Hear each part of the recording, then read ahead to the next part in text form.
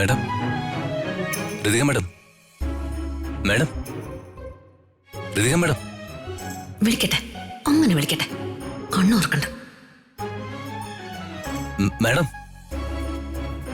Ritika madam.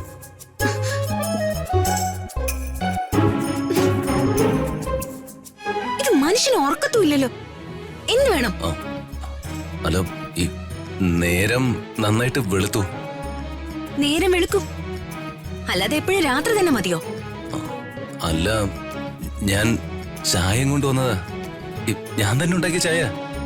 Sorry, ചായ അല്ല, കാപ്പി. എനിക്ക് വേണ്ടി കാപ്പി ഉണ്ടാക്കണമെന്നും അത് കൊണ്ടുവന്ന് തരണമെന്നും ഞാൻ പറഞ്ഞോ? ഇല്ല. ഇത് രാജു എനിക്കായിട്ടുണ്ടാക്കിയ കാപ്പിയൊന്നും അല്ല. രാധമ്മ പറഞ്ഞു കാണും എനിക്ക് കാപ്പി കൊണ്ടേ കൊടുക്കാൻ. ഒരു പ്രാവശ്യമൊക്കെ അങ്ങനെ ചെയ്തു കാണും. അത് വെച്ച് എപ്പോഴും അങ്ങനെ കണക്ക് കൂട്ടല്ലേ? കണക്ക് കൂട്ടും. രാജു ഒരു ചതിയന്, മനസാക്ഷി ഇല്ലാത്തവന്. അല്ല മാഡം, അങ്ങനെയൊന്നും പറയല്ലേ. ഈ വാക്കുകളൊക്കെ പിന്നീട് ഒരിക്കലും തിരുത്തേണ്ടി വരും. അങ്ങനെ വരുമ്പോ അപ്പ തിരുത്തിക്കോളാം. സ്നേഹിക്കാൻ അറിയില്ലാത്തൊരു മനുഷ്യൻ. ഈ കാപ്പി എനിക്ക് വേണ്ട. രാജു ഉണ്ടാക്കിയ കാപ്പി രാജു തന്നെ കുടിച്ചു. അല്ല മാഡം, മാഡം ഒരു കാപ്പി കൊണ്ട് വന്നിരിക്കുന്നു.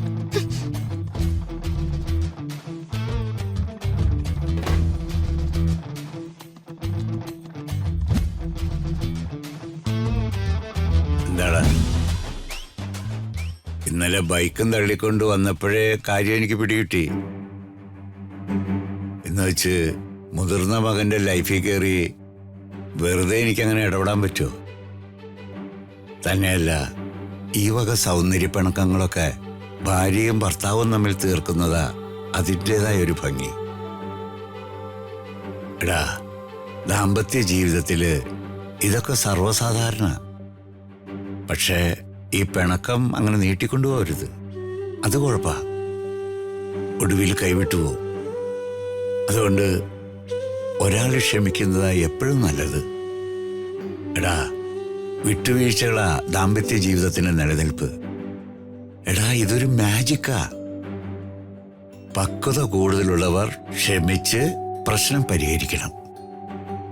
നീ ആ കുഞ്ഞിനെ വിളിച്ച് സ്നേഹത്തിലൊന്ന് പറഞ്ഞ എല്ലാ പ്രശ്നവും തീരും. പ്രാണന്റെ പാതിയാടാ അവനവന്റെ ഭാര്യ. അത് നീ മറക്കരുത്. ഞാൻ പറഞ്ഞതുപോലെ നീ കേക്ക്.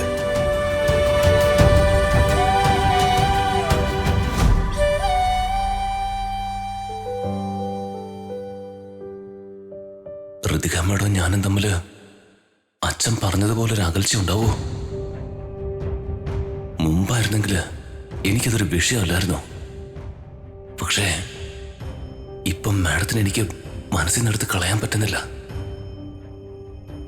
ദൈവമേ, ഞാൻ ഋതിക മാഡത്തെ പ്രണയിച്ചു തുടങ്ങിയോ? എത്രയും പെട്ടെന്ന് മാഡത്തിന്റെ അമ്മയെ കണ്ടുപിടിക്കണം, സംസാരിക്കണം. അതിനു മുമ്പ് എന്റെ മനസ്സിലുള്ളത് മാഡത്തോട് പറയണം. അകലേ നോവിനാലേ